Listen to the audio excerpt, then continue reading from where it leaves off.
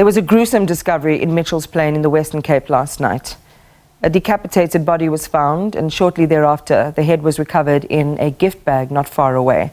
Police are investigating, and the possibility of this incident being gang-related seems to be central. Norman Janchis, who's the Beacon Valley Community Policing Forum chairperson, joins us now to share the community and the police's reaction to this. Norman, good evening and welcome to the program.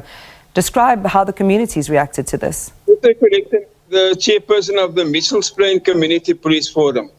All right, pardon me. Let's go ahead. Yeah, the body was found last night decapitated, and like you correctly said, the head was in a gift bag not too far away. So, and it happened in an area, so nobody, we've got an idea who it is, but it's a young person from the area. And it's definitely gang related. The nature of the incident really it points to gang related action, and it's unfortunate. It's a regular occurrence in Mitchell's Plain, although this type of murder is not so common now. But murder, shootings, it's almost a daily occurrence.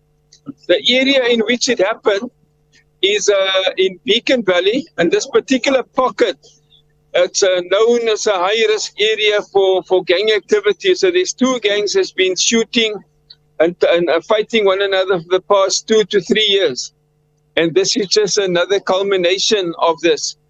So yes, it's gruesome, and I call upon the community not to send photos around. At the same time, if they've got information, to supply to the police. And I also call upon the city to provide CCTV cameras in the area so that we can prevent this, and if it does happen, so that we can have a more speedier way of arresting people now. Norman, you know, as you speak and describe the frequency of these types of activities, the daily violence and the sense of anxiety that the community is living with, especially in the last 3 years, that's really heartbreaking. And, you know, it's very hard to think that you've got to treat this as normal. Any given day, you've got to go out worried about how the day is going to end. You mentioned that that you have an idea of who this, who it might have been. Are there any other details on the identity of the person tonight? Well, it's a young male. He's probably about 30, and like I said, my information is that he is from the area now. The police just need to confirm with his family. And so at this point, I cannot disclose his details, but he's definitely from the area. And he's also known by his community members as somebody that's also using drugs, you know? Yeah. And so, like I said, this particular area there's always gang conflict. And it's unfortunate. You say that it's an abnormal situation. We're like living in a war situation. And I'm appealing to government, all levels of government, to really intervene, because it can't be normal for us to live in a society which is rife with gangsterism and crime and violence. Norman, you're with the CPF, and I'd like to hear a little bit more about the relationship and that you have with the police, your partnership between them and the community. And I'm also just thinking, you know, we've had task teams to get to the bottom of gang violence in the Western Cape, why it's allowed to foment, where those partnerships and syndicates are, particularly with drug running and with gun running and so on. Are you closer to the intelligence around this, given that relationship that you have with the police? And do those task teams and the work that they've done have any bearing on resolving this at all where you are? You know, it makes a small dent, but it doesn't really serve as a proper deterrent, and it doesn't prevent crime. It doesn't prevent gangsterism and gang violence from recurring. Gangsterism, it's a societal problem, and we need an integrated approach. You cannot just solve it by policing. We need government, all spheres of government, to really come in so that we can have an integrated and sustained intervention. Gangsterism is still popular in Mitchells Plain. We still have unemployment. We've got a major drug problem in Mitchells Plain. So it can only be solved if we have a societal approach where government holds hand with the community and come up with long-term solutions. Yeah. I haven't seen it from government. It is missing.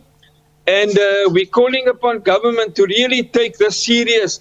And I think it should be called, we should call a state of emergency in Mitchells Plain.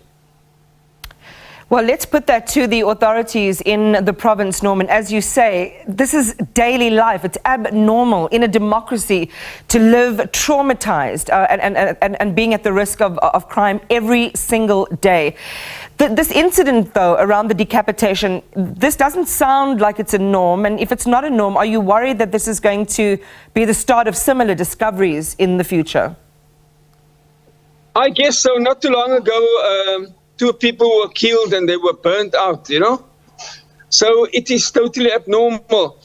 I used to, the Department of Community Safety in the province used to have a gang strategy, and it coordinated the interventions from different departments within the Western Cape as well as the city. But that project was scrapped, you know. So for me, it's clear that our government, and I'm saying all levels of government, is not taking the problem of gangsterism seriously. And while they fail to do it, I'm afraid to say we're going to see a continuation of gang violence in our community. Yeah. We really need government to hold hands and put resources in so that we can have a sustained solution of this problem. It's abnormal. So we find politicians coming closer to the election and they do campaigning and they promise a lot of stuff, but we don't see it happening. Nobody's taking the problem of gangsterism seriously enough for us. Yeah.